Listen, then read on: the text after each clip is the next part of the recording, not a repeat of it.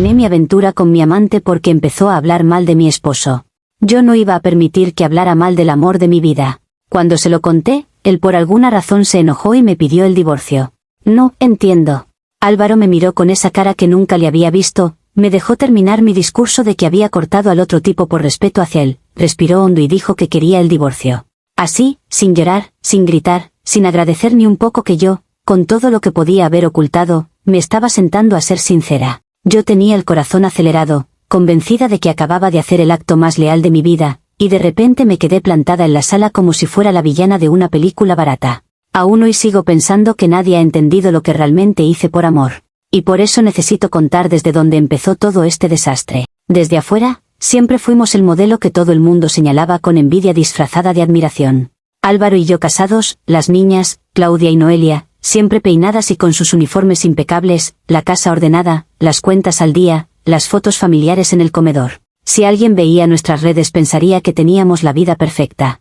Y no voy a negar que yo amaba a Álvaro, porque lo amo, pero amar a alguien no te vacuna contra el desgaste. Poco a poco dejé de sentirme mujer para convertirme en esa mezcla de mamá, secretaria, empleada doméstica y enfermera, mientras él llegaba siempre con la misma frase de que estaba cansado y que hablaríamos el fin de semana. Luego llegaba el fin de semana y adivina, también estaba cansado. La rutina se volvió una especie de niebla gris donde todo lo que hacía era para otros. Despertar a las niñas, alistar loncheras, revisar tareas, trabajar, lavar, cocinar, escuchar problemas ajenos, y al final del día yo me iba a dormir con el pelo hecho un desastre, ojeras, y una espalda que parecía de piedra. Si intentaba hablar con Álvaro de cómo me sentía, él me decía que estaba saturado, que teníamos que aguantar, que por nuestras hijas, que ya habría tiempo para nosotros cuando las cosas estuvieran más tranquilas. El problema era que las cosas nunca estaban tranquilas. Siempre había algo más urgente que yo. Y por más que lo amara, empecé a sentirme invisible, como si me hubieran borrado el nombre y ahora solo respondiera a mamá o amor, pero sin que nadie mirara realmente quién había debajo. En ese contexto apareció Elías. Primero casi como una anécdota, un mensaje por trabajo, un comentario sobre un informe, una broma ligera. Yo le respondí igual, sin mala intención al inicio, porque tampoco es que vaya por la vida buscándome problemas. Pero cuando alguien te mira con interés de verdad, después de años de que te miren como parte del paisaje, se siente distinto. La conversación se fue volviendo más coqueta sin que yo pudiera decir el momento exacto en que cruzamos la línea. Un café de trabajo se transformó en un encuentro donde yo, por primera vez en mucho tiempo, me arreglé para mí, no para ser la mamá correcta en la reunión del colegio. Y sin darme cuenta, ya estábamos viéndonos a escondidas. Con Elías me sentía otra versión de mí misma, una que había olvidado que existía. Volví a sentirme deseada, interesante, escuchada. Podía hablar de cosas que no fueran solo las tareas de las niñas o la lista del supermercado. Él me hacía sentir viva, punto. Pero eso nunca significó, en mi cabeza, que Álvaro dejara de ser lo que era, el amor de mi vida, el padre de mis hijas, la persona con la que había construido todo. Yo tenía clarísimo que no iba a dejar a mi esposo. Lo de Elías era chispa, adrenalina, la parte que la vida de familia te arranca sin preguntarte. No veía por qué una cosa tenía que cancelar la otra si yo mantenía el control. Y sí, sé que mucha gente se escandalizará, pero así era como yo lo vivía. Obviamente, en esos encuentros, yo me desahogaba. Me quejaba de que Álvaro siempre estaba cansado, de que nunca tenía tiempo para mí, de que todo giraba en torno al trabajo y las niñas. Elías me escuchaba encantado, porque para él era perfecto que yo estuviera frustrada en casa.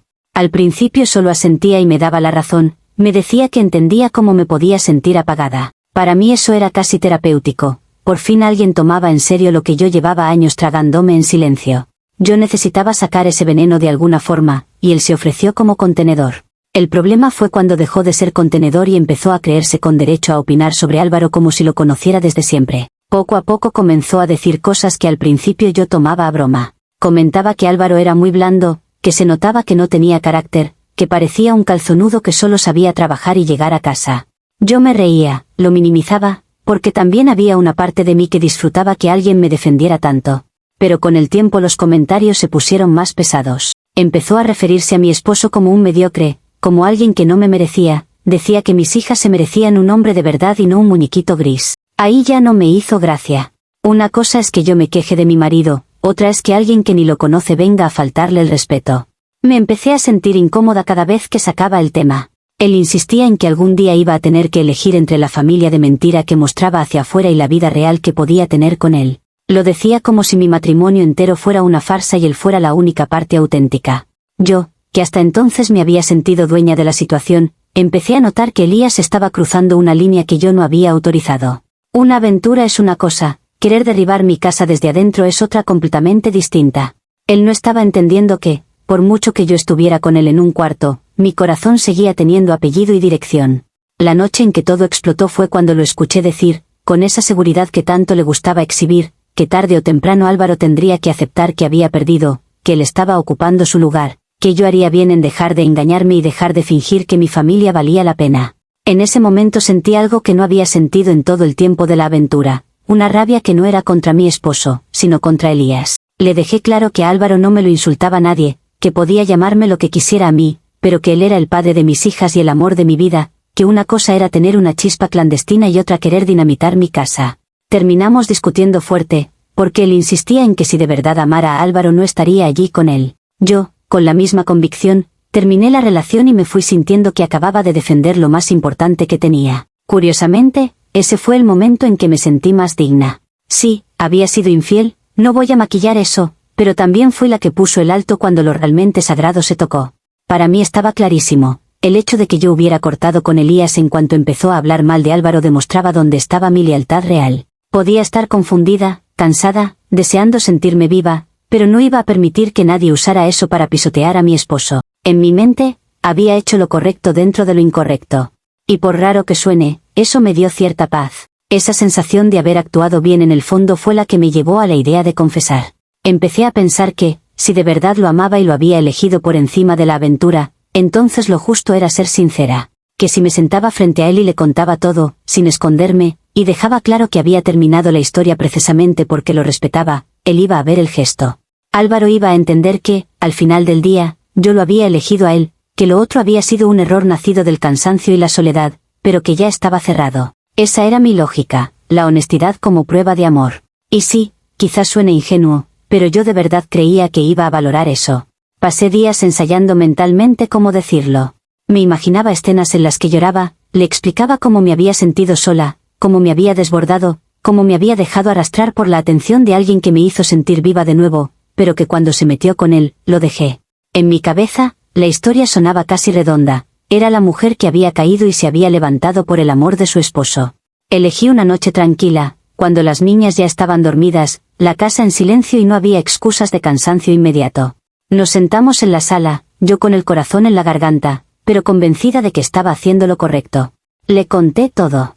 Que me sentía agotada, invisible, que la rutina me había comido. Que había aparecido alguien en un momento de debilidad, que me dejé llevar porque necesitaba sentirme mujer otra vez. Le dije que entendía que eso estaba mal, pero que quería que supiera algo importante, que había terminado la aventura porque no iba a permitir que ese hombre hablara mal de él, que podía tolerar muchas cosas, pero no que insultaran al padre de mis hijas ni al amor de mi vida.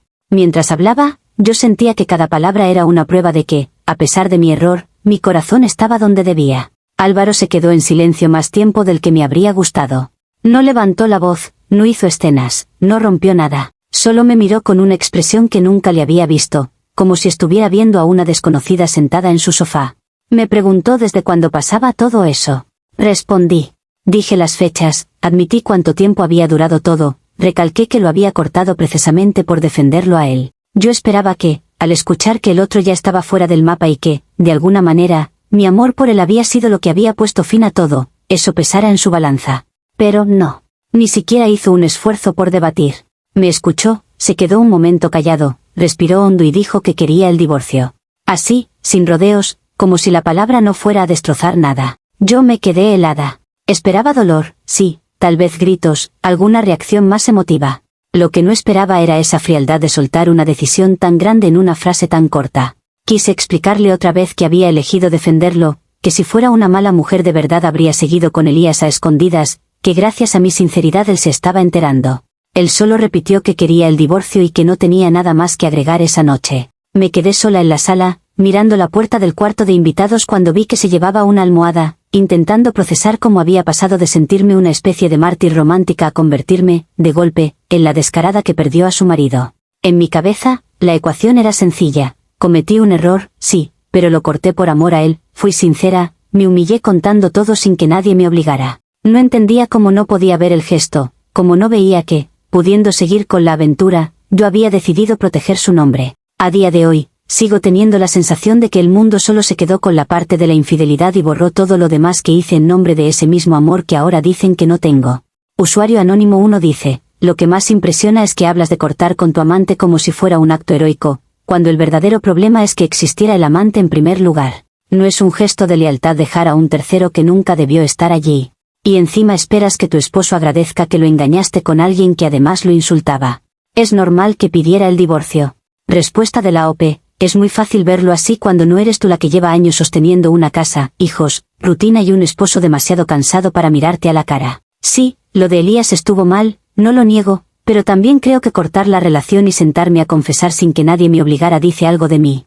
Yo podría haber seguido mintiendo y no lo hice. No esperaba un agradecimiento con aplausos, pero sí un mínimo de reconocimiento a que elegí ser honesta cuando era más fácil callar. Usuario Anónimo 2 dice, dices que Álvaro es el amor de tu vida, pero lo traicionaste durante meses y ahora te ofende que no valore tu gesto final. Tu lógica es como romper un vaso, pegarlo con cinta y exigir que te feliciten por haber intentado arreglarlo. Para él, cada encuentro con tu amante fue una decisión consciente tuya, y que lo hayas cortado al final no borra todo lo anterior. Respuesta de la OP, claro que cada cosa que pasó tuvo su peso, no estoy diciendo que un corte mágico borre la historia, pero tampoco se puede ignorar el contexto en el que yo llegué ahí.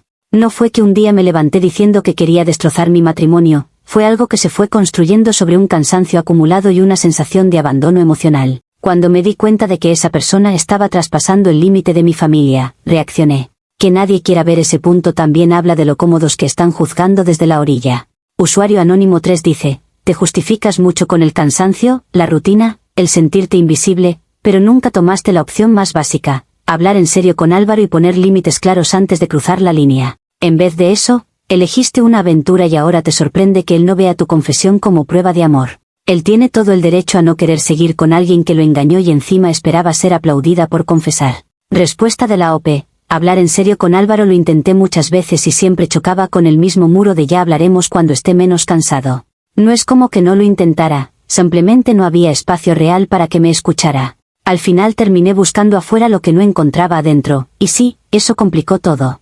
Pero sigo pensando que sentarme a decirle la verdad, sabiendo que podía perderlo, fue un acto de amor hacia él y hacia mí. Que él decida no verlo así es su derecho, pero eso no convierte automáticamente todo lo que hice en pura maldad calculada. Actualización 1. Después de esa noche en la sala, todo cambió de una forma rara, silenciosa, casi educada, que fue lo que más me desconcertó. No hubo portazos, ni gritos, ni escenas de novela, solo un desplazamiento frío. Álvaro agarró una almohada, un par de cosas y se mudó al cuarto de invitados como si fuera lo más lógico del mundo. Empezó a levantarse más temprano, a bañarse sin hacer ruido, a salir de la casa casi sin mirarme, como si de pronto yo fuera una desconocida ocupando el mismo espacio físico. Con las niñas, en cambio, estaba más cariñoso que nunca, como si quisiera marcar una diferencia entre la mamá que se equivocó y el papá perfecto que ahora se encargaba de mantener todo en pie. Yo, sinceramente, pensé que era una especie de rabieta emocional, una reacción inicial que se le pasaría cuando se calmara. Llevábamos años juntos, teníamos una vida entera construida, no me entraba en la cabeza que fuera a tirar todo por un desliz que ya estaba terminado. En esos días yo me puse en modo, hacer lo correcto, según mi lógica.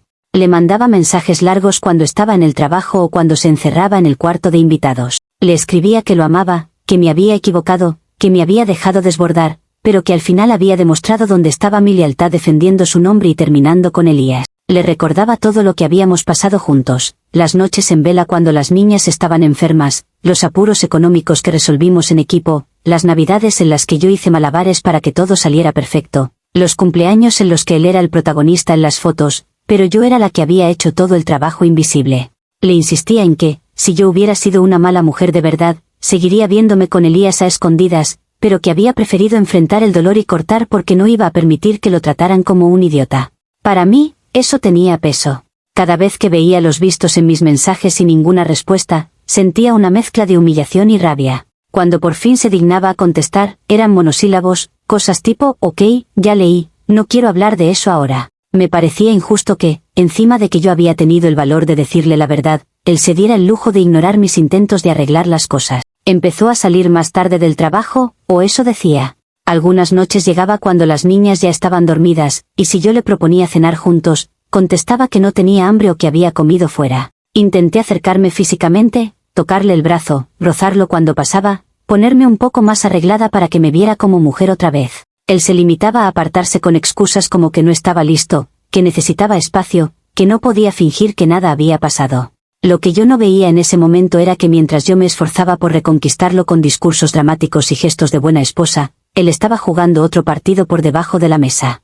Empecé a notar detalles raros. Me preguntaba a qué hora exactamente había salido tal día que yo había mencionado al confesar, qué excusa había usado con las niñas, como había dicho que iba donde una amiga cuando en realidad iba con Elías. Yo le respondía sin mucho cuidado, pensando que era parte de su necesidad de entender. Más tarde me enteré de que estaba guardando todo, horarios, fechas, capturas de pantalla de mis estados antiguos, registros de llamadas, hasta mensajes que yo misma le enseñé para demostrarle que había puesto límites a Elías cuando habló mal de él. Él iba armando un rompecabezas con cosas que yo daba por superadas. También empezó con algo que en su momento me pareció una exageración ridícula, citar a las niñas con una psicóloga, por si acaso, según dijo. Me informó de eso como si fuera un trámite más, que quería asegurarse de que Claudia y Noelia estuvieran bien, que no se vieran afectadas por el ambiente tenso en la casa. Yo lo interpreté como paranoia pura, como si quisiera ponerles un sello de víctimas oficiales para justificar lo que fuera que estaba planeando. En mi cabeza, el asunto estaba resuelto porque Elías ya no existía en la ecuación. ¿Para qué arrastrar a las niñas a consultas y evaluaciones si el problema ya había terminado? Empecé a ver a Álvaro no como el hombre herido intentando sanar, sino como alguien que quería inflar todo lo ocurrido para victimizarse aún más. Cada vez que salía con las niñas a terapia y regresaban con hojas, ejercicios, dibujitos que yo no había pedido, sentía que me estaban juzgando sin decirlo. Álvaro tomaba nota de todo, hablaba con la psicóloga como si yo fuera un caso clínico del que él tenía que reportar avances. Me parecía de locos que alguien tratara de transformar lo que para mí había sido un error acotado en un diagnóstico de familia rota. Mientras tanto, yo seguía insistiendo en que el amante estaba fuera, la aventura estaba cerrada y que, por lo tanto, la tormenta debería ir amainando. Él, en cambio, actuaba como si apenas estuviera empezando a llover. Con el tiempo empecé a sospechar que no solo estaba procesando, como yo quería creer, sino organizando su salida de mi vida con todas las ventajas posibles. Y ahí la indignación fue cambiando de tono. Ya no era solo el dolor de que no me perdonara, sino la sensación de que estaba usando todo lo que yo había hecho y confesado como herramienta para quedar como santo absoluto. Yo, que había tenido la honestidad de hablar, me estaba quedando como la única villana, mientras él se construía un traje perfecto de esposo dolido y padre ejemplar que ahora sufría las consecuencias de haber confiado demasiado. Usuario Anónimo 1 dice, llamas, paranoia, a que lleve a tus hijas a terapia cuando tú misma admites que tuviste una aventura y que salías dejando a las niñas para verte con tu amante. Es normal que un padre quiera asegurarse de que sus hijas estén bien. Lo que tú ves como una exageración es simplemente el tomando en serio el impacto de tus actos. Respuesta de la OP, entiendo que quiera cuidar a las niñas, pero una cosa es tomarlo en serio y otra es convertir todo en expediente. No fueron años de abandono ni de locura, fue una etapa en la que yo estaba saturada y me equivoqué. Que ahora cada dibujo, cada frase, cada ausencia se convierta en material de análisis me parece llevarlo a un extremo que solo alimenta su papel de víctima perfecta. Nadie está mirando que yo también he estado ahí siempre, incluso con mis errores. Usuario Anónimo 2 dice, dices que el asunto estaba resuelto, porque el amante ya no estaba, pero no parece que entiendas que para Álvaro lo grave no es Elías como persona, sino la traición en sí y cómo lo engañaste durante meses. Que tú lo veas como un capítulo cerrado no significa que para los demás se borre solo porque cortaste. Respuesta de la OP, sé que lo que pasó no se borra como si nada, pero también creo que el final importa. Pude haber seguido mintiendo, pude haber dejado que todo muriera en silencio, y decidí hacer lo contrario. Eso debería contar para algo. No digo que él tenga que olvidarlo todo de un día para otro, pero una cosa es procesar y otra es utilizar cada detalle del pasado como si fuera munición para lo que vino después. Esa diferencia es la que parece que nadie quiere ver. Usuario Anónimo 3 dice, te molesta que él construya un traje de santo, pero tú sigues construyendo el de mártir incomprendida. Hablas de honestidad como si fuera un favor que le hiciste, cuando la realidad es que confesaste por decisión propia, sí, pero después de haberlo engañado bastante tiempo. No eres víctima por las consecuencias de algo que decidiste hacer. Respuesta de la OP, no me creo mártir, me sé humana. Fui yo la que puso fin a algo que me estaba desbordando y también fui yo la que se sentó a dar la cara sabiendo que eso podía volverse en mi contra. No esperaba que me hicieran un monumento, pero tampoco que ignoraran por completo ese gesto. Las consecuencias entiendo que existan, lo que cuestiono es que se arme un espectáculo legal y emocional como si yo fuera un monstruo y él un pobre santo intocable. Esa diferencia de medida es lo que me sigue pareciendo injusta. Actualización 2. Con el tiempo, la palabra divorcio dejó de ser una frase lanzada al aire en una noche tensa y se convirtió en algo físico, concreto, con sellos y firmas. Yo de verdad pensaba que era más una amenaza que una decisión en firme, una forma de expresar su dolor. Por eso, cuando me llegó la notificación para una mediación, sentí que me tiraban un balde de agua helada encima. Ahí entendí que mientras yo seguía creyendo que todo era un berrinche pasajero, Álvaro ya estaba moviendo piezas legales para sacarme de su vida de la manera más ordenada posible. Llegué a la primera reunión todavía con la esperanza de que, al vernos sentados ante un tercero, pudiéramos hablar y reorientar las cosas. Lo que encontré fue otra cosa. Álvaro estaba sentado al lado de su abogado con todo organizado, documentos, carpetas, fechas anotadas, una cronología que, básicamente, era el mapa de mi caída. Empezó a exponer las veces en que yo había salido de casa diciendo que iba con amigas y, según mis propias palabras, en realidad iba con Elías. Mostró capturas de pantalla, horarios de entradas y salidas, registros en los que quedaba claro que dejé a las niñas con quien fuera con tal de tener mi espacio. Lo presentó como inestabilidad, como falta de criterio, como comportamiento peligroso en una madre. Yo me quedé mirándolo pensando en qué momento el hombre al que le confesé terminó transformándose en alguien dispuesto a desnudar cada detalle frente a un extraño. Cuando me tocó hablar, hice lo que sabía hacer, contextualizar. Dije que había sido una etapa, que estaba saturada, que muchas madres se desbordan y necesitan desconectar, que nunca dejé a mis hijas solas de verdad, que siempre estuvieron con alguien de confianza, que jamás las abandoné en la calle ni nada parecido. Intenté girar el enfoque hacia el cansancio, la falta de apoyo emocional, la sobrecarga doméstica y mental que yo había llevado durante años. Insistí en que, si Álvaro hubiera estado más presente como pareja, yo no habría llegado a buscar en otro lado lo que me faltaba en casa. Era la verdad desde mi lugar, pero en esa sala sonaba a excusa. El abogado de Álvaro, que no era tonto, empezó a usar mis propias palabras en mi contra. Sacó frases textuales de mi confesión, grabaciones de discusiones donde yo había dicho cosas como que necesitaba algo solo para mí, que las niñas no eran suficientes para llenar el vacío que sentía. Palabras que yo había pronunciado en un contexto de honestidad brutal, de desahogo, ahora sonaban frías, recortadas, colgadas en el aire como prueba de egoísmo extremo. Escuché mi voz en esas grabaciones y me reconocí, pero al mismo tiempo sentí que habían secuestrado mis frases para convertirlas en otra cosa. De repente, ya no era una mujer agotada que pedía aire, era la madre que, según ellos, priorizó su aventura por encima de sus hijas. En la mesa empezaron a volar términos que nunca pensé escuchar vinculados a mí: custodia, régimen de visitas, estabilidad emocional de las menores, entorno protector. Yo, que siempre había sido la que se levantaba temprano, la que preparaba los uniformes, la que conocía los nombres de las maestras, me veía ahora reducida a un caso más en un expediente familiar. No lo voy a negar, en ese momento sentí miedo de verdad. Porque una cosa es que tu esposo esté dolido y diga que quiere divorciarse, y otra muy distinta es que el sistema entero te empiece a mirar como si pudieras ser un peligro para tus propias hijas por haber querido sentirte viva un tiempo. Esa sensación de estar rodeada me encendió algo por dentro. Empecé a ver a Álvaro no como el hombre roto que intentaba proteger a sus hijas, sino como alguien que estaba aprovechando mis errores para pulir su imagen de santo delante del juez. Mientras él se sentaba derecho, con cara de papá responsable, yo tenía el papel pegado de la madre descontrolada que antepone sus deseos. Me pareció una jugada sucia que, en lugar de reconocer que yo seguía siendo la que se había encargado del día a día de las niñas, usara esa etapa para pisotear todo lo demás que había hecho bien. Salí de esa mediación con una mezcla de miedo, rabia e incredulidad.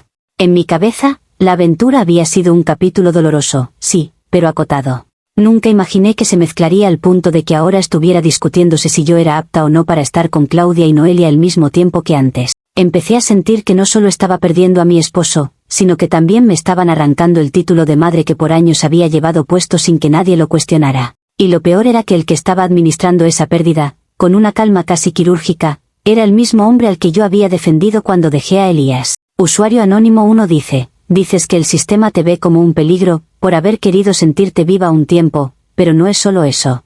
Dejas de lado que en ese intento de sentirte viva mentías, salías, dejabas a tus hijas para priorizar un romance. No es una simple crisis existencial, son acciones concretas que afectan a los demás, especialmente a las niñas. Respuesta de la OPE: no estoy negando que mis decisiones tuvieron impacto, pero también hay que dimensionar.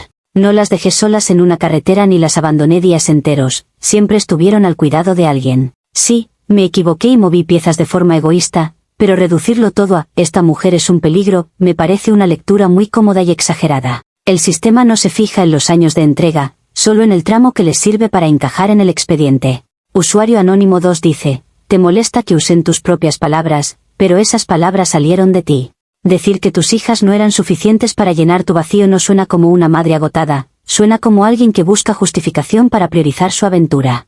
Que ahora quieras presentar esas frases como honestidad brutal, no cambia el hecho de que revelan una forma de pensar. Respuesta de la OP. Claro que salieron de mí, en un contexto en el que estaba ahogada, hablando con la persona que se suponía que era mi compañero. Todos hemos dicho cosas extremas en momentos de cansancio que no necesariamente resumen todo lo que sentimos siempre. Para mí fue eso, verbalizar algo que me estaba comiendo por dentro. Que arranquen esas frases de su contexto y las presenten como si fueran mi única verdad es precisamente lo que me parece injusto.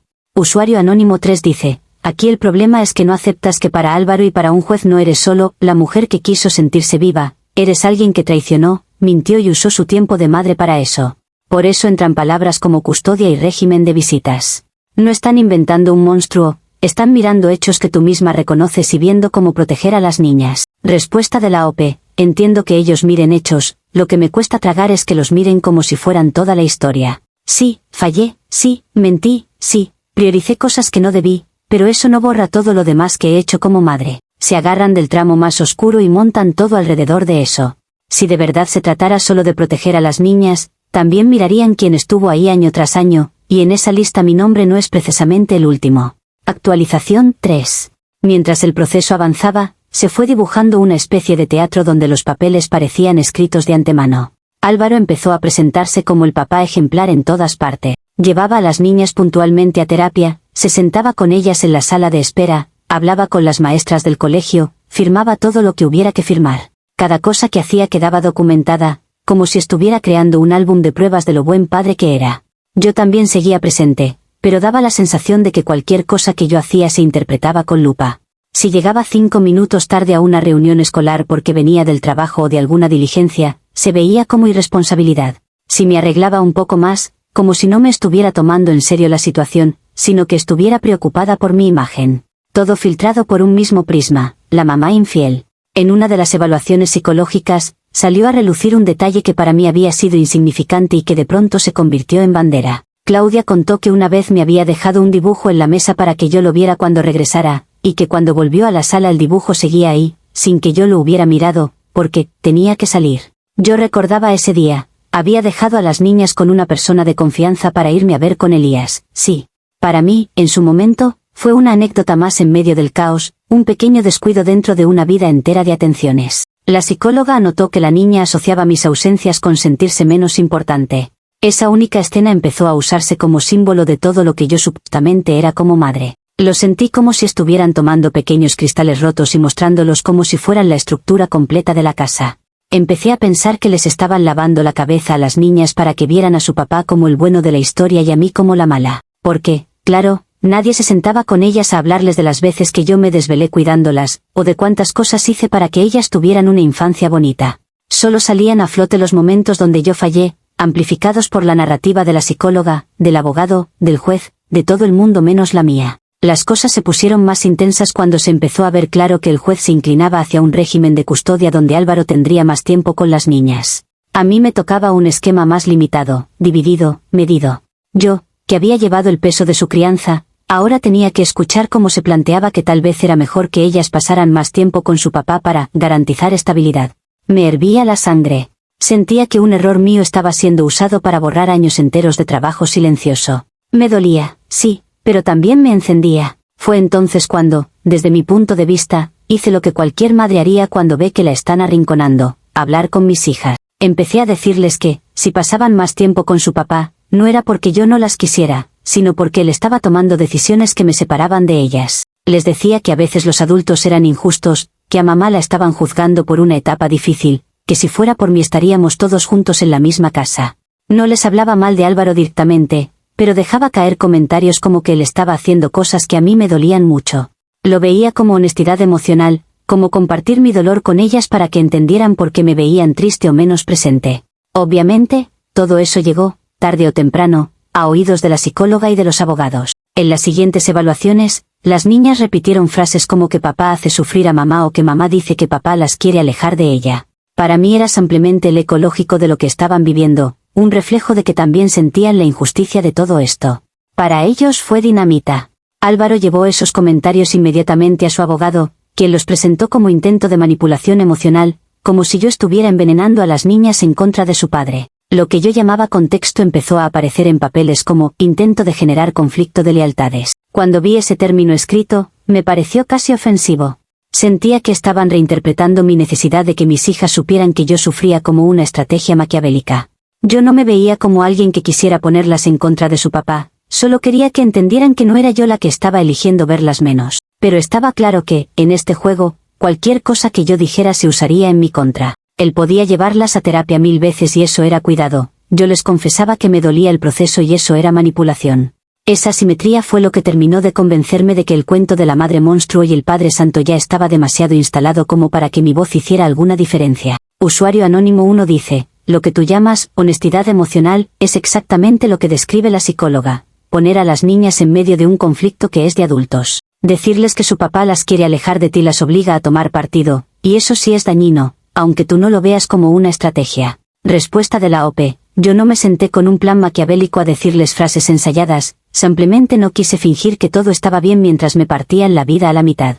Si ven a su madre llorar, preguntan, y yo preferí responder con algo que se pareciera a la verdad antes que inventar cuentos bonitos. Que ahora me digan que eso es daño psicológico me parece otra forma de negar que yo también tengo derecho a sentir y a que ellas sepan que no las estoy dejando por gusto. Usuario anónimo 2 dice, dices que nadie les cuenta a las niñas todo lo que hiciste por ellas, pero eso no quita que en el momento clave las hiciste pasar a segundo plano para irte con tu amante. Puedes haber sido una madre entregada durante años, pero esos episodios también quedan en su memoria. No basta con decir que fue una etapa, para que deje de impactarlas. Respuesta de la OP. No espero que esos momentos se borren de su memoria, lo que cuestiono es que se conviertan en la definición absoluta de quién soy como madre. He estado ahí desde el primer día, pero ahora solo se mira el tramo en que me desbordé. Las personas somos más que nuestra peor versión, y eso parece que aquí nadie lo quiere admitir. Ni siquiera se toma en cuenta que, pese a todo, sigo luchando por estar en sus vidas. Usuario anónimo 3 dice, el problema es que sigues justificando todo en función de cómo te sientes tú, incluso cuando se trata de tus hijas. ¿Te parece natural compartirles tu dolor, pero ellas son niñas, no tus confidentes? Que se sientan atrapadas entre lo que tú dices y lo que ven en su papá es precisamente lo que el informe menciona como conflicto de lealtades. Respuesta de la OP, entiendo que son niñas, pero también son parte de la realidad que estamos viviendo. No puedo aparecer delante de ellas con una sonrisa falsa mientras por dentro me estoy rompiendo, eso también sería mentirle. Quizá mi forma de manejarlo no fue perfecta, pero fue la única que encontré mientras todo se desmoronaba a la vez. Nadie me dio un manual para ser la mamá infiel legalmente correcta. Solo reaccioné como pude, y claro, ahora es fácil juzgar cada palabra que dije bajo una lupa que nunca se puso sobre los demás. Actualización 4. La estocada final llegó en la revisión de custodia, cuando todas esas piezas sueltas se juntaron en una decisión que, aunque la veía venir, igual me atravesó como si no la hubiera imaginado 1000 veces. El informe psicológico señalaba que mis comentarios estaban generando conflicto de lealtades en Claudia y Noelia, que se sentían atrapadas entre no querer que yo estuviera triste y no querer que su papá pensara que estaban en su contra. Se mencionaba mi infidelidad como un factor de ruptura y mi actitud posterior como agravante. El juez, tomando en cuenta todo eso, decidió limitar aún más mi tiempo con las niñas, al menos de forma temporal, y establecer ciertos periodos con supervisión hasta comprobar que yo dejaba de hacer comentarios dañinos. Escuchar esa resolución fue como sentir que el piso se abría debajo de mí.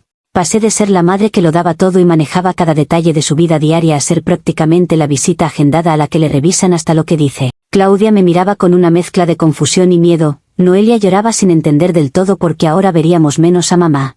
Álvaro las abrazaba, las consolaba, y yo me quedé parada a un lado, viendo esa escena como si fuera una extra en la película de mi propia vida. Nadie miraba hacia donde yo estaba, solo se hablaba de proteger a las niñas de la madre que, según los papeles, era inestable y manipuladora. Con el tiempo, la realidad se acomodó en su nueva versión. Álvaro se quedó en la casa familiar con las niñas y yo terminé en un departamento más pequeño, adaptando mi vida a los horarios de visitas, a calendarios que me dicen cuándo puedo y cuándo no puedo ver a mis propias hijas. Tuve que aprender a aprovechar cada minuto con ellas como si fueran gotas de agua contadas en un desierto. Al mismo tiempo, cargaba con la etiqueta silenciosa de la mamá que perdió parte de la custodia por infiel y manipuladora. La familia de Álvaro apenas me dirige la palabra, algunas amistades se corrieron discretamente a su bando, otras simplemente desaparecieron. En cada encuentro con las niñas tengo que medir mis palabras como si fuera una criminal vigilada. Pienso 2 veces antes de hacer cualquier comentario que pueda interpretarse como un reproche hacia su padre, aunque por dentro se me revuelva todo.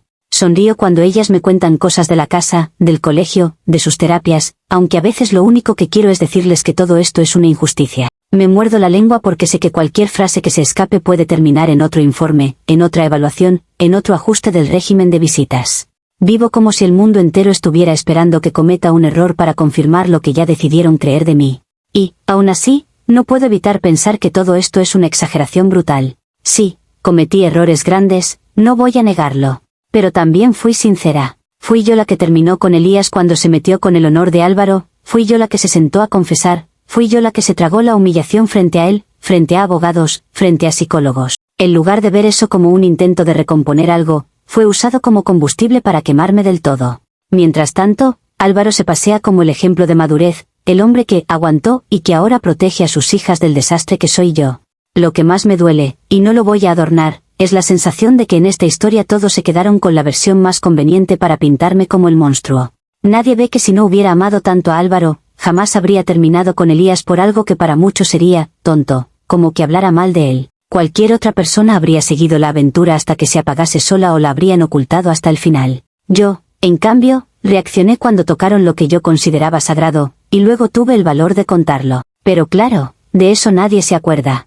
Al final, parece que a las mujeres que se salen un poco del libreto se las castiga con la pérdida de todo, marido, reputación y hasta tiempo con los hijos. Y mientras todos señalan mi caída, nadie se pregunta cuántas cosas tuvieron que acumularse para que yo llegara ahí. Usuario Anónimo 1 dices que todo es una exageración brutal, pero el juez no decidió basándose en chismes, sino en informes, evaluaciones y hechos. No perdiste tiempo con tus hijas por salirte un poco del libreto, sino por engañar, mentir y luego intentar arrastrarlas a tu conflicto. Que lo veas como un castigo injusto no cambia la realidad de lo que hiciste. Respuesta de la OP, sé perfectamente lo que dicen los papeles, porque me lo sé casi de memoria. Lo que intento explicar es que esos informes cuentan solo una parte de la historia, la más conveniente para encajarme en un molde. No soy solo la infidelidad ni solo los comentarios desafortunados. También soy la mujer que se partió en 1000 para sacar a esa familia adelante.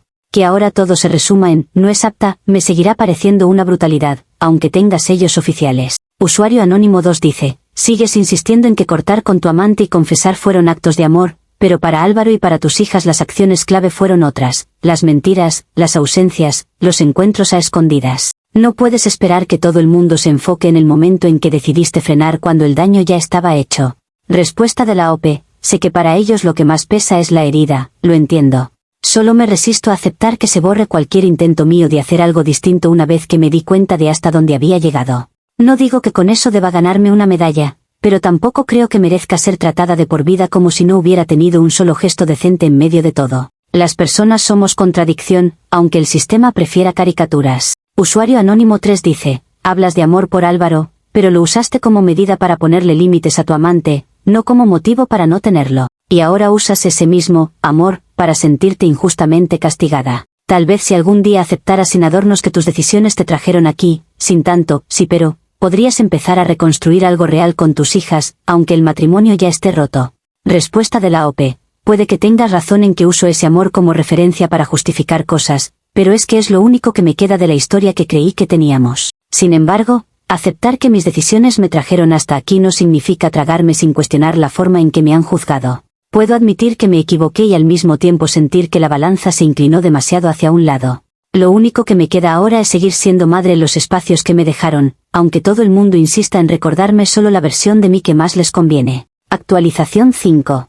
Ha pasado más de un año desde aquella audiencia en la que me dijeron, con palabras elegantes y sellos oficiales, que yo vería a mis hijas menos tiempo del que creí que era un derecho automático. Al principio pensé que no me acostumbraría nunca a este tipo de vida con calendario, fines de semana alternos, tardes contadas, vacaciones divididas como si Claudia y Noelia fueran paquetes que hay que repartir. Ahora, aunque me duela admitirlo, la rutina nueva se ha instalado. Ellas ya tienen claro qué días son de casa de papá y qué días son de casa de mamá.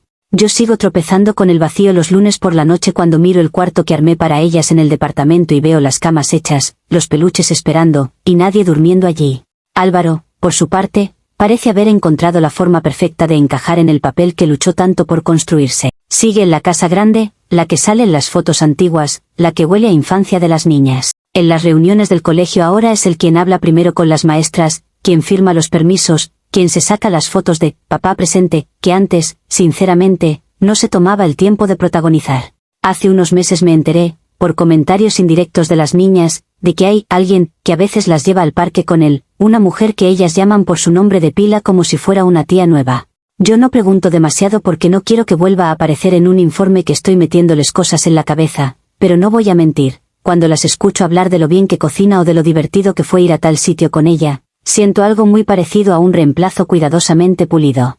En mi trabajo también pagué un precio que nadie puso en el expediente, pero que igual cuenta. El rumor del divorcio y de la custodia corrió más rápido de lo que yo pude dar mi versión. Hubo compañeras que empezaron a mirarme con esa mezcla de curiosidad y juicio que se reserva para las historias escandalosas. Algunas se alejaron por miedo a verse metidas en líos, otras se quedaron, pero con una prudencia nueva, midiendo cada comentario que hacían delante de mí. Cambié de área para escapar un poco de esa mirada constante, pero la etiqueta viaja conmigo, la de la mujer que perdió a su esposo y parte de la custodia de sus hijas por un amante. Nadie menciona que fui yo la que terminó con Elías ni que fui yo la que se sentó a decir la verdad, eso no entra en las anécdotas que se cuentan en los pasillos. Con las niñas, la cosa es más sutil y más dolorosa. En los días que estamos juntas intento exprimir cada minuto sin que parezca desesperación. Cocinamos, hacemos tareas, vemos películas. Ellas siguen siendo cariñosas, pero hay una especie de prudencia nueva en sus miradas, sobre todo en Claudia, que ya entiende más de lo que dice. A veces, cuando me abrazan al despedirse para volver con su papá, me preguntan si voy a estar bien sola, y siento ganas de decirles que no estoy bien, que todo esto es un despropósito. Pero me acuerdo del conflicto de lealtades y trago saliva. Les sonrío y les digo que sí, que no se preocupen. He aprendido a llorar cuando la puerta se cierra, no antes. He aprendido a protegerlas del relato que nadie me protegió a mí. No voy a decir que de repente me iluminé y ahora me veo como la peor persona del mundo, porque sería mentira. Sigo pensando que hubo una sobrereacción, que se exageró todo hasta convertirme en caricatura. Pero tampoco puedo repetir con la misma seguridad de antes que lo que hice fue un acto de amor mal entendido. Cuando estoy sola en el departamento y pasa el silencio de las 9 de la noche, la frase que más me duele es sencilla: engañé al hombre con el que había formado una familia y mis hijas crecieron viendo las consecuencias. Podré seguir defendiendo que terminé con Elías por respeto a Álvaro, podré recordar una y mil veces que fui sincera cuando nadie me obligaba, pero los resultados están a la vista. Ya no tengo marido, ya no tengo casa llena, ya no tengo la última palabra sobre la vida diaria de Claudia y Noelia. Y por más vueltas que le dé a la historia, por más que me repita que no soy el monstruo que pintan, lo único que está claro es que en esta ecuación yo no salí ganando por ningún lado.